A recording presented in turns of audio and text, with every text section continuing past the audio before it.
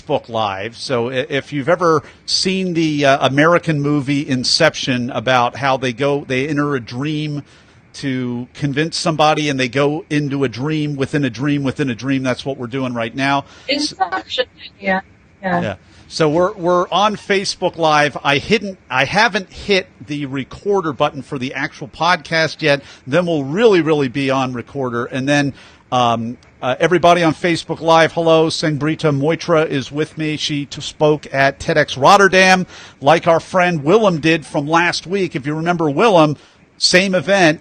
And looking forward to this. If you have questions, branding questions or image questions or transformational questions for Sangbreta, this is a really easy way to ask those without having to kind of hire time on her schedule. So type in those questions, and when we're off the recording time, we will acknowledge any of those questions then, and then we're going to get off time. And if this is recorded well in advance, you can still ask those questions. She'll be looking at this and monitoring this, I'm sure, as well. So I have already gone through Sangbreta's bio. I am already pronouncing Sangbreta's name first and last correctly. Any questions before we jump on, Sangbreta? No questions. Let's go. But do remember, there's a very easy way to remember my name. It's basically Sangria, P and a T. Ah, it's like Sangria. Sangria, yeah. Very good. Sangria, the drink. Yes. Yeah.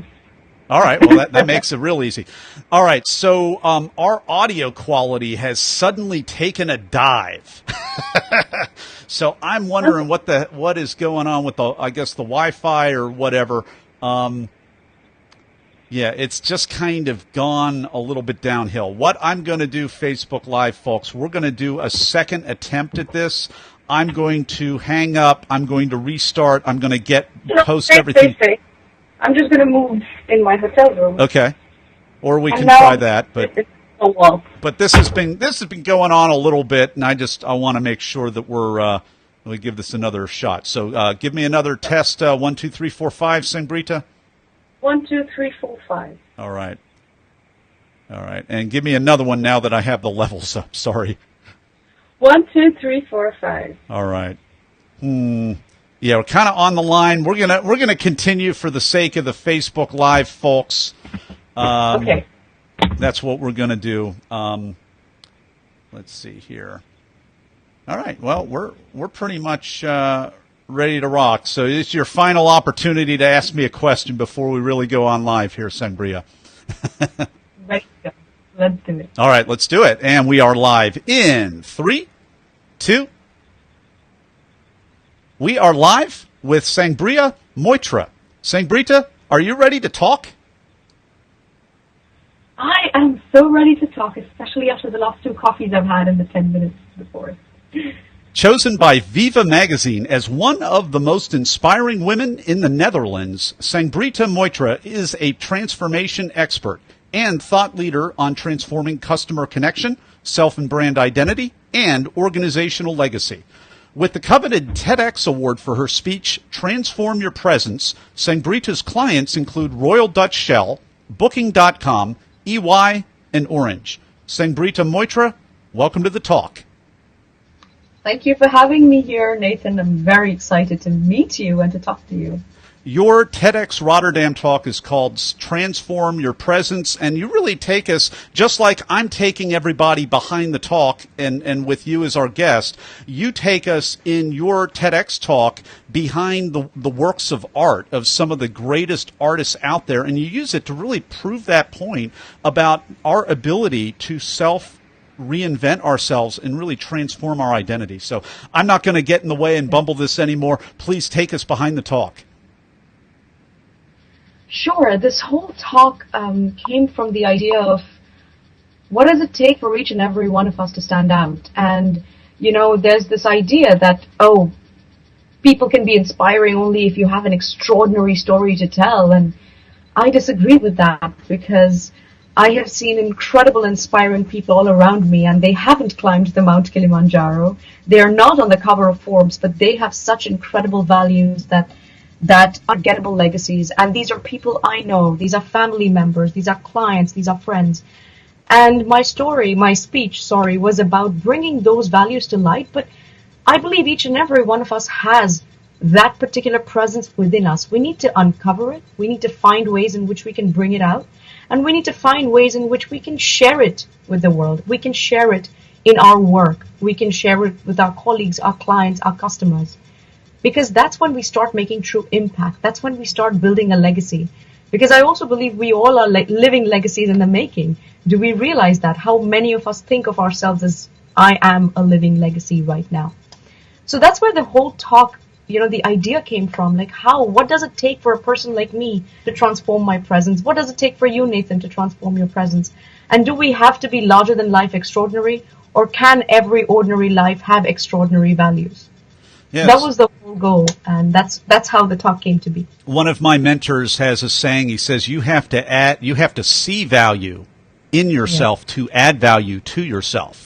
And then by extension, you really can't add value to other people until you see the value in yourself enough to add that value to yourself and then be able to add value to other people. So is there a kind of a personal backstory? Did you always see value in yourself and be able to see the value then in other people? Or was there a little bit of a transformational process for you, Sangbrita? Oh, there was so much of transformation. And this is actually one of my keynotes, which I talk about, is 5 steps to transforming your presence. And it's through experiences from my personal life. But I think the biggest learning lesson for me was to understand, what do I really stand for? What is it? And the question I asked in my TEDx talk, it was very simple. It said, how do you want people to feel when they work with you? What is that one feeling that is synonymous with you, that's different from everyone else who does the exact same thing you do? And this is important for companies. This is important for Nike, for Apple, for Shell, for Rotary, for every organization that exists. How do you want me to feel when I walk through the doors of your organization or your office? How do you as people want each other to feel? And in my life, what I realized was I was always looking to find what defines me.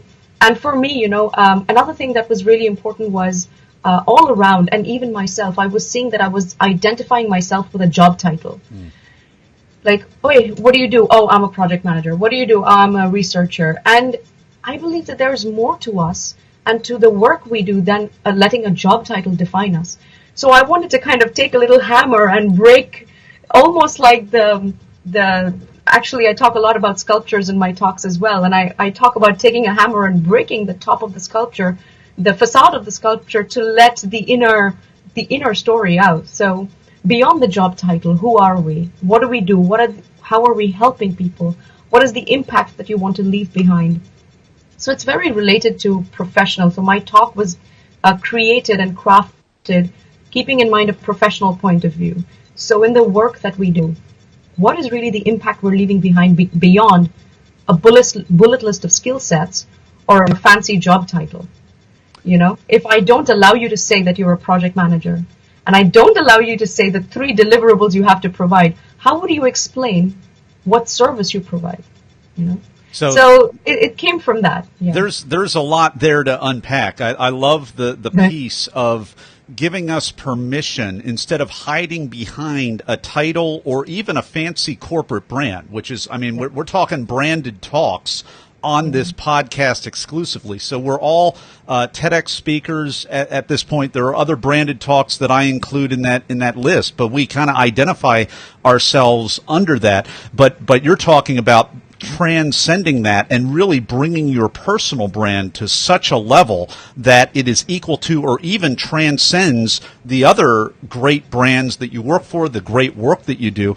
And perhaps the key to that is what you already said, to really identify how you want people to feel when you speak on their stage. How do you want that organizer to feel when they invited and they accepted your talk and you interfaced with all the other people, or you started it out great, or you ended it, or you were under time and you left extra time for those other speakers, for that MC, for that organizer? Is that kind of did I just kind of figure out some of those steps? What are some help me out here, Sangbrita. Am I onto something here?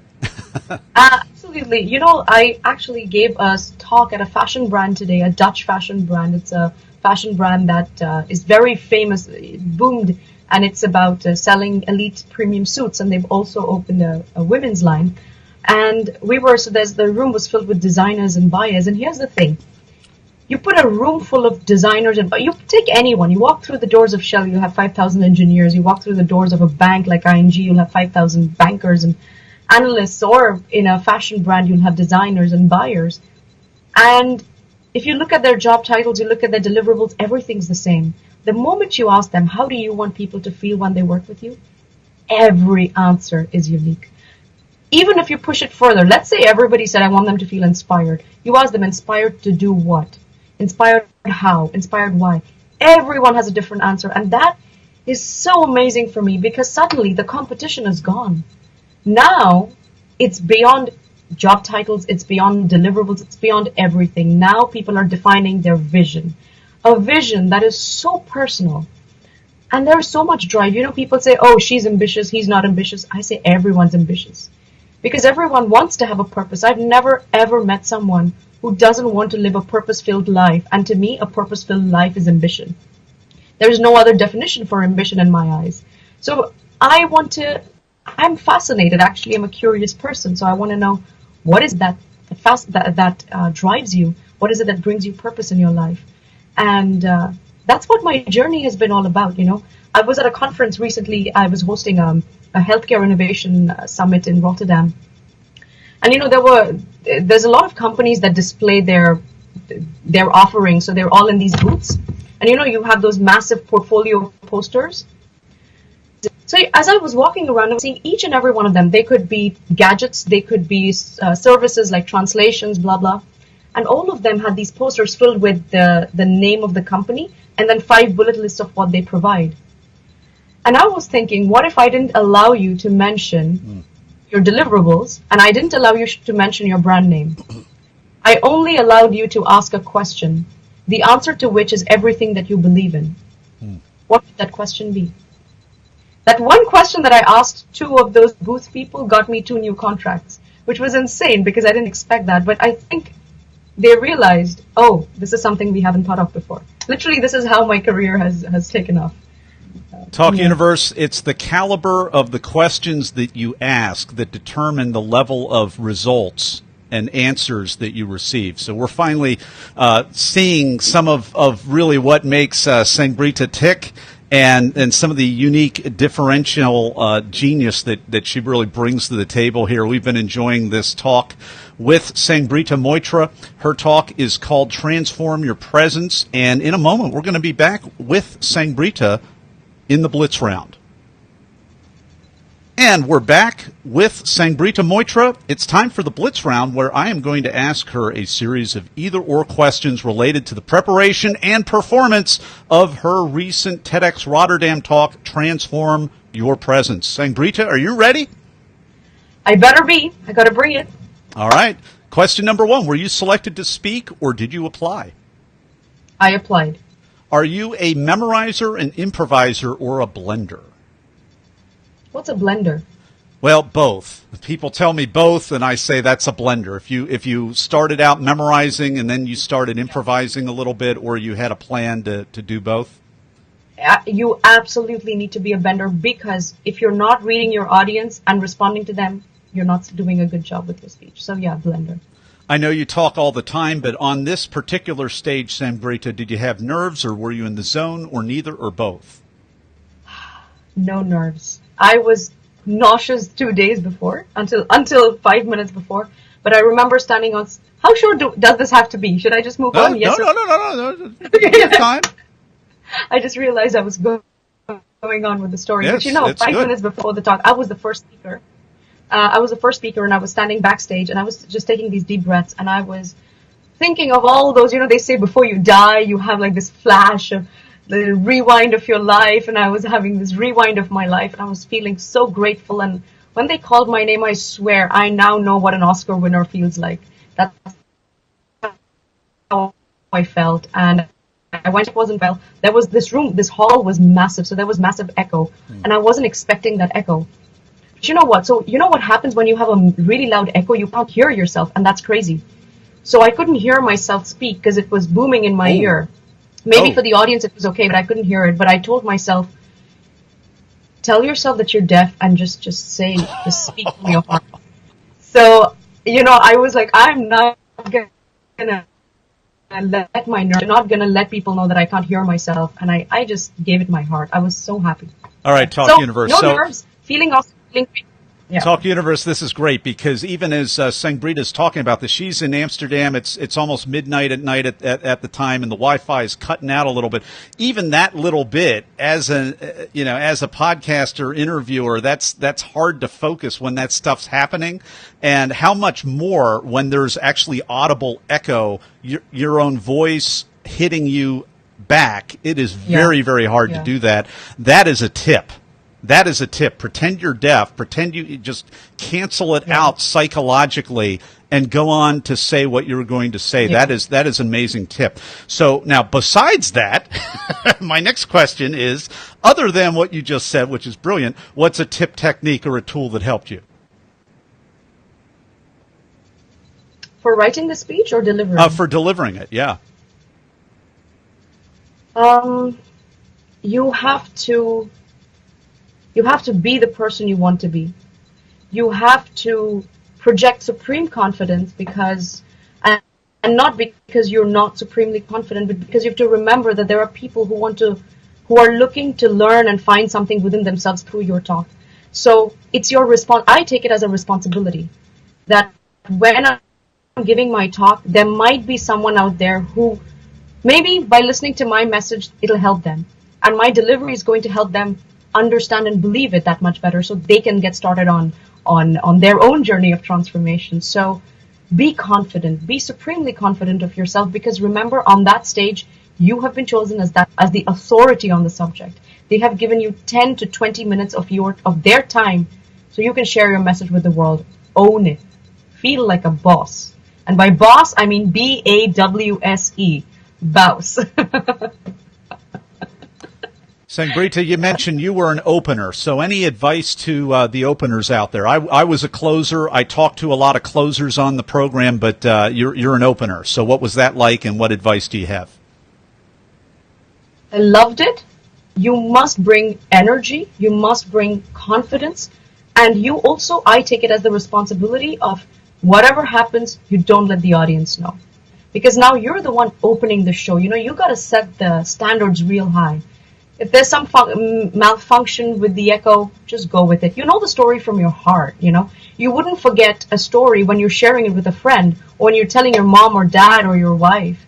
So why would you forget it on stage? They're also people. So I always tell myself, if people feel, oh my God, I'm going to forget my speech. No, you won't. Because you wouldn't forget it when you'd be telling it over a beer or a coffee with your friends. Why would you ever forget it in front of 10, 20 more people or maybe, 1,000 more people? So be supremely confident. Know that the event, rests on you. Now you're the opener. You have to set the rock star status over there. So just walk in and feel awesome and grateful that you're there. I think once you feel that, people feel it, they get energized, for the rest of the event. And if your energy dips, then it sets the mood for what's to come. So you are basically the baseline. You decide what way the event will go. We've been enjoying the Blitz round and some behind-the-scenes tips from Sangbrita Moitra. Her TEDx Rotterdam talk is available on our show notes page at BeTheTalk.com. You can watch it. It's called Transform Your Presence, or you can type it into YouTube. You can also connect with Sangbrita Moitra at her website, SangbritaMoitra.com. We have another link on the website for that. And in just a moment, we'll be back with Sangbrita with the final word of advice for you, Talk Universe. And we're back with the final word of advice with Sangbrita Moitra for you, Talk Universe. What is it, Sangbrita? The final word of advice for someone giving their TEDx talk, correct? Yes. You must practice public speaking. You must ace public speaking. I can tell you that my talk did the way it did, and I have a strong feeling that Nathan connected with it the way he did, was because I was able to deliver it with the structure, with the story, but also with the body language, with the voice, with the vocal variety. Everything matters. So it's very important that you learn how to connect with your audience through your delivery, through your content. Public speaking is underrated, but it's extremely important. That's the way I got my break into the professional speaking world, and I highly recommend it for every speaker on the TEDx stage to master the art of public speaking. That will only get you to great platforms ahead. Hey, SangbreetaMoitra, thank you so much for coming on the talk today and sharing your wisdom with Talk Universe. Thank you. It was a pleasure being here. And that's a wrap. That's a fast 17 minutes. That was quick. Oh, it goes by fast. All right. Hey, Facebook Live, we're back again. And it's my freshman college neighbor, Rich, gives a big thumbs up for the second time of the day. He's been watching me all day from California, and he's been typing up little comments and thumbs up and all that. Good to see you, Rich. Oh, my gosh. Hi, Rich. Yeah, if you've got extra questions, just type them in here, and Sangbrita will see that and respond. Maybe not like 5 years from now. It's like, if it's like 5 years from now, that's like off the table. But if you see this recently, if you want, yeah. So I'm gonna start putting some real common sense limits on that a little bit. But hey, thanks everybody for tuning in. Even if this is a little after the live, it's still live. Take care, everybody.